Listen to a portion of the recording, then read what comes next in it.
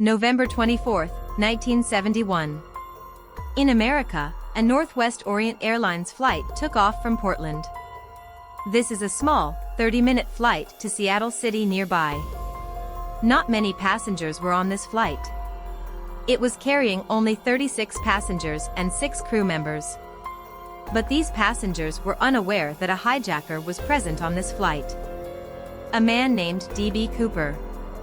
The hijacker looked like a normal businessman. He was dressed like that. A business suit, white shirt, and black pants. He must have been in his mid-40s. He intentionally sat in the last row of the plane. Seat number 18E. As soon as the plane took off, this guy introduced himself to an air hostess. He mentions his name, Dan Cooper. The hostess's name was Florence Schaffner. And with a big smile, he handed a note to the air hostess. Schaffner was a 23-year-old woman who thought that this man was trying to flirt with her. So, she took that note and kept it with her without reading it. Seeing this, Cooper told her that she should read the note. He said that he had a bomb. When Schaffner opened the note, it was clearly written in neat handwriting, "Miss, I have a bomb in my briefcase and I want you to sit by me." Schaffner quietly sat next to Cooper, but she still couldn't believe that he actually had a bomb. So Cooper opened his suitcase to show it to her. Some red cylinders, wires, and a big cylindrical battery were in the suitcase. There was no doubt that it was a bomb. Cooper made his demands to the air hostess. He wanted $200,000 by 5 p.m. that evening. That too in cash. He wanted all that cash in a bag along with 2 parachutes in the back and 2 parachutes in the front. When they eventually landed, he wanted to have a fuel truck ready to refuel the plane. He warned her against trying anything strange, threatening to blow up the plane otherwise. The other passengers on the plane were unaware of this, and air hostess Schaffner didn't want the other passengers to know. She quietly went into the cockpit and showed Cooper's note to the pilots. Another air hostess, Tina Mucklow, was informed about this, and she sat beside Cooper. With the help of these 2 air hostesses, the contact between the plane's cockpit and Cooper could be maintained. The pilots informed the air traffic controller, and soon the news reached the president of the airline, Donald Narob. He was the decision-maker, and he made an interesting decision. He told the staff to ensure full compliance with Cooper's demands. To fulfill all demands made by this hijacker. After coordinating with the FBI, he talked to a Seattle bank to arrange the money. The bank had a huge bundle of money for such emergencies. But there was something special about this bundle of money. We will talk about it later in the video. But you must be wondering why the airline's president decided to cooperate with the hijackers. The reason behind this was reputation. The airline's president didn't want the news of the hijack to spread all over the world, leading to heavy losses for his company. So to keep this issue under wraps, he was willing to fulfill the demands of the hijackers. The only problem was that they needed some time to arrange the money, but this flight was only supposed to be half an hour long. So the pilots were told that instead of landing the plane, they were to keep circling around Seattle until they could arrange the money on the ground. This half-hour flight gradually became 3 hours long. Passengers were still unaware of what was happening. Flight pilots announced that they were facing minor technical difficulties, causing the delay. The other passengers believed this. Finally, this flight landed at Seattle's airport at 5:46 p.m. According to Cooper's instructions, the plane was parked far from the main terminal building. One airline representative approached the plane with a bag of money and the parachutes. When the 4 parachutes and the bag of money were given to Cooper, he allowed the passengers and flight attendants to leave the plane, except Tina Mucklow. After this, according to the plan, the plane was refueled and took off again. This time, only the pilots were on the plane, along with Cooper and Tina. Cooper started giving instructions to the pilots again. For the destination of the flight, the speed of the flight, down to the very angle. He directs them to fly the plane towards Mexico City. At an altitude of 10,000 feet in the air. with the wings positioned at 15 degrees. As for the plane's speed, he wanted to fly as slow as possible. The pilots told Cooper that flying with these configurations would make it difficult for them to reach Mexico City, because there wasn't enough fuel in the plane. But Cooper was not worried about it. Cooper told them to fly as he directed. Friends, what happened next is completely unbelievable. No less than a film story. Cooper told Tina to go to the cockpit and lock the door. Cooper was the only person outside the cockpit. He took out his parachutes and prepared to dive. A few minutes later, a warning light flashed in the cockpit, indicating that the rear staircase had been deployed. This was a unique feature in these planes back then. Boeing 727 planes had an aft staircase at the back. In the photos, you can see how the stairs deployed from the back. Cooper deployed these stairs and jumped out with the parachutes and the money. The pilots and the air hostesses did not see this happening because they were locked in the cockpit, and back then there was no hole on the cockpit door through which they could see outside. But at 8:13 p.m., pilots noticed that the back part of the plane suddenly tilted upwards, and the pilots had to recalibrate and re-level the plane. After this, the pilots flew the plane to Nevada and landed in the city of Reno. The police were informed and they investigated the plane, but they didn't find any trace of Cooper. The only things the police could find were a tie with a clip on it, and some torn parts of the parachutes, which Cooper had used to cover the bag of money. Apart from this, they found some personal items belonging to Cooper, like the cigarettes he was smoking on the plane. Smoking was allowed in airplanes back then. Investigators investigated everything thoroughly, and they found 66 unidentified fingerprints. Fingerprints belonging to neither the crew members nor to the other passengers. But the suitcase that had the bomb, the bag of money, and the parachutes were all missing, like Cooper. From that day, the FBI started its investigation to find Cooper, but no trace of Cooper was found. This investigation went on for 45 years. It was officially closed in 2016, but the answers to many questions are still unanswered. This is the only hijack in history that no one has been able to solve. One of the greatest mysteries for the FBI. Who was Cooper? What happened to him? Was the money ever recovered by the police? There are too many questions. Let's try to unravel this mystery. Two things are very interesting about this incident. First, during this hijack, no other passenger knew that their plane was hijacked. Neither was anyone killed nor was anyone injured in this hijack. Many people claim this was due to Tina Mucklow. They call her the hero of this hijack because she was the one to ensure that Cooper remained calm throughout the flight, his demands were met, and no panic situation could be created which could cause a ruckus or get someone injured. The co-pilot of the plane Radisak later said, "She was so calm and cool and collected. I could not think of anyone that would have been better to have sitting next to someone who would do a criminal act like this." The second interesting thing was that the name D.B. Cooper. As I told you in the beginning, that guy's name was actually Dan Cooper. But today, most people call this the mystery of D.B. Cooper. How did Dan become D.B.? This is because of a mistake by a news reporter. Back then, there was a reporter named James Long who was late for meeting his deadline. So, in a hurry, while talking to his police source, he misheard the name. The police said that the hijacker's name was Dan Cooper, but this reporter heard D.B. Cooper and used this name for his news report. This report was picked up by other journalists while talking about this news in their newspapers and channels and started using the name D.B. Cooper. This is how the name of the hijacker changed. In psychology, this phenomenon is known as anchoring. Anchoring is a cognitive bias that states, humans rely too heavily on the first piece of information. The first piece of news you hear about any breaking news, you have the tendency to believe it. In 2013, a joke theory related to this was published, Brandolini's Law, also called the bullshit asymmetry principle. It states that correcting this anchoring effect can be very difficult. The amount of energy needed to correct bullshit is of much higher magnitude than to produce it.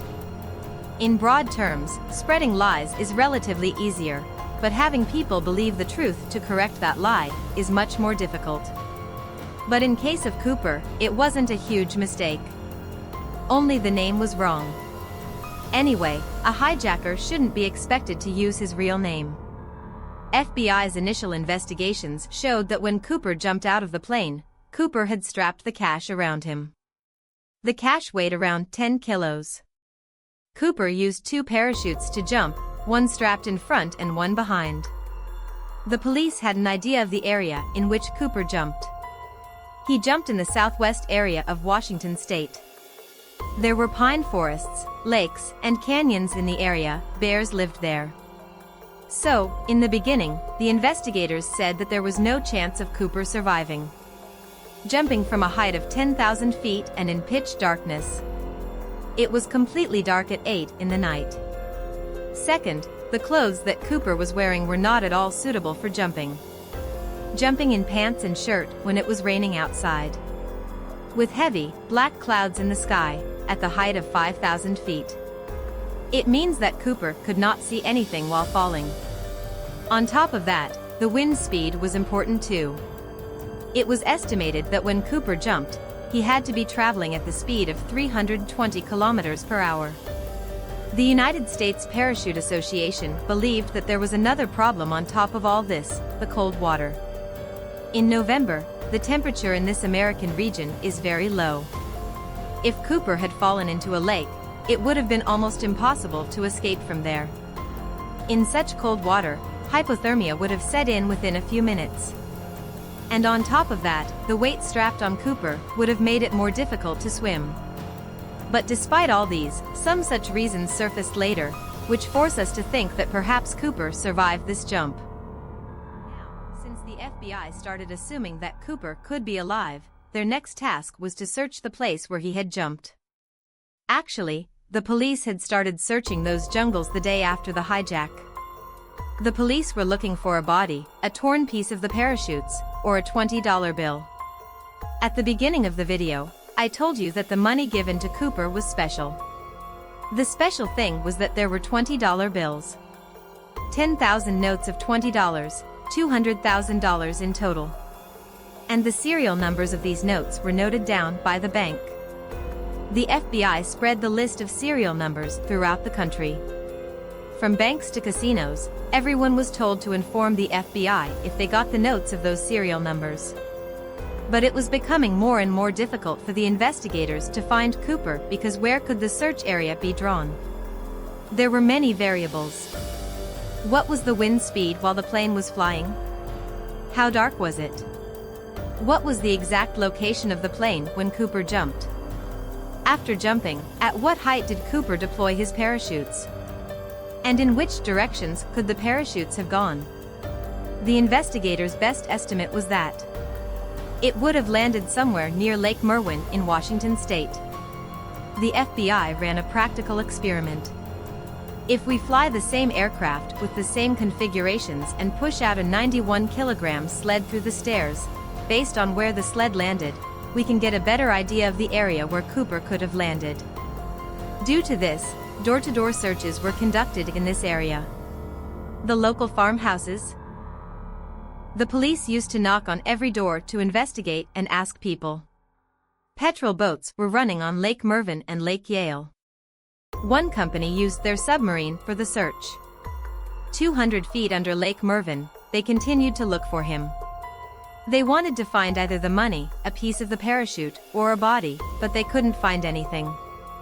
Eventually, the investigators published the serial numbers of the notes in the local newspaper. They ran the news that the first person to find a note from those serial numbers would be awarded $1,000. This offer remained for 3 years, but not a single note could be found. Now let's skip to 1979 to 8 years since the hijack. Suddenly, a pilot contacted the FBI. His name was Tom Bohan and he worked for Continental Airlines. The night of the hijack, 4 minutes behind Cooper's aircraft and 4,000 feet above, another aircraft was flying, which was being flown by Tom. He recalled the storm that night and said that he had never seen such a storm in his entire career. He said that the FBI's calculations regarding Cooper's drop zone were off by 80 degrees. Since he was on a plane that night, he had a better idea of where Cooper landed. He told the FBI that they should be searching near the drainage area of the Washogal River. A few months later, Tom's suspicion was proven right. An 8-year-old boy found some $20 notes lying on the bank of the Columbia River. All of these were $20 bills, and some of them were still in bundles held together with rubber bands. Hijacker D.B. Cooper, the first break in the only unsolved airplane hijacking in United States history, came on a Columbia River beach. An 8-year-old boy dug up the shreds of $3,000 on Sunday. As soon as the police checked the serial numbers of these notes, it was immediately confirmed that this was the same money from years ago that was given to Cooper. Another search was conducted around this place, but they couldn't find all of the money. In total, they could find only $5,800. And Tom's hypothesis of Cooper landing in this area was proved correct. Tom had said that Cooper must have landed somewhere near the Washogal River, and the money found was downstream of the same river. After this, the FBI searched the area in the hope of finding a body or some pieces of the parachute. But they couldn't find anything. FBI agent Richard Tosaw believed that Cooper must have drowned in the cold water of the river that night. An interesting fact here was that the 8-year-old boy who found these notes was given some portions of these notes as a reward. And in 2008, when the boy grew up, he sold 15 notes in an online auction and got $37,000 in return. Because Cooper's case was so popular all over the world, people were ready to pay such a high amount for these notes. Another big question that arises is, regardless of what happened to Cooper after jumping from the plane, who was Cooper actually? Now let's get back to the topic. We must have some background information about where this guy came from and what his identity was. The FBI did not have much to help answer this question. There was a tie-and-tie clip left behind by Cooper. That tie clip was actually golden, and in that tie clip they found some specific microscopic particles. In March 2009, a research team started researching these microscopic particles using new technology. There was a paleontologist on this team, a scientific illustrator, and a metallurgist. They used electron microscopy to examine these particles. Some portions of the tie clip were of unalloyed titanium, with traces of aluminium and titanium antimony alloy. Their findings suggested that Cooper worked in a chemical or metal manufacturing plant or in an aeronautical engineering company. Maybe he worked in Boeing itself, because the unalloyed titanium that was used in the tie clip back then was used in aircraft fabrication facilities. The periodical table of clues, say scientists, suggests that Cooper had access to a manufacturing company that made airplanes, like the one he jumped from. Perhaps a company with a connection to Boeing. In the first year of the investigation, the FBI talked to the passengers and flight crew to make a sketch of Cooper's face. What did Cooper look like? The first sketch, created by November 28, 1971, looked like this. But air hostess Schaefer and many witnesses said that it was not an accurate representation. It took another year to make a new sketch. This wasn't very accurate either. And on January 2, 1973, the FBI made their third and final sketch of Cooper. After seeing this new sketch, an air hostess said that this photo was accurate. Looking at this drawing, it can be easily said that Cooper looked like this. Dan Cooper's real face and his possible profession were revealed to the world. Many people started making new theories about his identity, about who Cooper was. Larry Carr, who led the investigative team from 2006 to 2009, believed that Cooper was an aircraft cargo loader in the Air Force. Because cargo loaders were given basic jump training. How to wear parachutes, how to deploy parachutes, and even how to deploy the stairs in the plane. They knew all this. Based on these descriptions, the FBI released a list of more than 800 suspects. Any one of them could be D.B. Cooper, but 20 of them were seriously considered. 2 or 3 of them have interesting stories. One of them was Richard McCoy, an Army veteran of the Vietnam War. 5 months after Cooper's hijack, he hijacked a plane in a manner eerily similar to Cooper's, a Boeing 727 plane. He demanded 4 parachutes and $500,000. The young man wanted $500,000 and requested 4 parachutes. After taking the money, he deployed the rear stairs and jumped. But the only difference was that just 2 days after the hijack, the FBI found him and arrested him. He was sentenced to 45 years in jail, and the FBI thought that he was Cooper, that this was his second attempt at hijacking. He was arrested here in his home in Provo, Utah, early this morning. When the FBI men came, he did not resist. In 1991, a book was published, D.B. Cooper, The Real McCoy, written by former FBI agent Russell Kaleem. This book states that when McCoy's family was shown the tie-and-tie clip belonging to Cooper, they believed that those were McCoy's. But when McCoy was asked if he was D.B. Cooper, he refused to admit or deny it. After spending 2 years in jail, McCoy attempted a jailbreak which led to a shootout in which he was killed. After hearing all this, you may feel that the mystery is solved. But there are more twists in our story. Today, the FBI does not officially consider McCoy as D.B. Cooper. There are 2 major reasons behind this. First, based on the sketch they made, the description of D.B. Cooper does not match McCoy. Second, the FBI later found evidence of McCoy's whereabouts during the night of Cooper's hijacking. He was in Las Vegas. The next day, he was at his home with his family.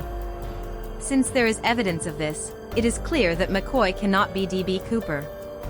The second suspect was a Vietnam War veteran named Robert Rackstraw. He was arrested multiple times for fraud, aircraft theft, and possession of explosives, but he was always found not guilty after the arrest. TV producer Thomas Colbert wrote a book in 2016, The Last Master Outlaw, to prove that Rackstraw was D.B. Cooper. He made a documentary on the History Channel, D.B. Cooper, Case Closed, where he said the same thing. Colbert worked with a team of 40 people, including many former FBI agents. All of them believed that Rackstraw was the real D.B. Cooper. What is the evidence for this? When the FBI began the investigation in the 1970s, Rackstraw was high on the list of initial suspects. In those days, Rackstraw used to give joke comments to the media about the possibility that he was the hijacker. However, many years later, he denied these claims. His face matched the sketches. But the FBI let him go after 1979 and removed him from the suspect list because they couldn't get substantial evidence. TV producer Colbert believed that the FBI should have kept investigating this guy. With more FBI investigation, they could have uncovered the evidence. While on July 11, 2016, Colbert launched his new book on D.B. Cooper, and the next day, on July 12, 2016, the FBI closed the case. In 2016, Rackstraw was 73 years old and, because of the allegations against him in this book, he lost his job. Later in 2019, he passed away due to natural causes. So, friends, we are back at the same point. Even today, the mystery of D.B. Cooper remains unsolved. No one knows who D.B. Cooper was, where he came from, or where he went. Now that you know about this mystery, what do you think? That night when D.B. Cooper jumped off the plane, could he have survived that jump or not? Write in the comments below. It is quite surprising that after Cooper's hijacking, there were many similar hijackings. But in all those hijackings, the hijackers who used parachutes to jump off the plane, first of all, always survived, and second, were always caught by the police or FBI. But what about Cooper? If you liked this video, I have made more videos on such mysteries.